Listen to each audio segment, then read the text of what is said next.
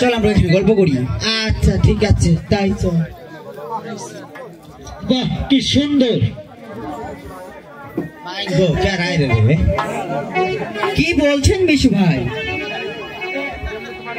যেমনি তোমার রূপ তেমনি তোমার সুর। কি বলছেন মিশু ভাই? শোনো কণিকা, তুমি যদি গরিবের সন্তান না হয়ে কোনো রাজা বাদশার মেয়ে হতে আর তো না গো ভাই, তাহলে সুন্দর একটা গায়িকা হতে পারতে। কি বলছেন মিশু ভাই? আপনি কি সত্যি বলছেন নাকি অযথাই আমার সঙ্গে মজা করছেন? না, তোমার সাথে মজা কেন করব, আমি ঠিকই বলেছি। আবার বলো কণিকা,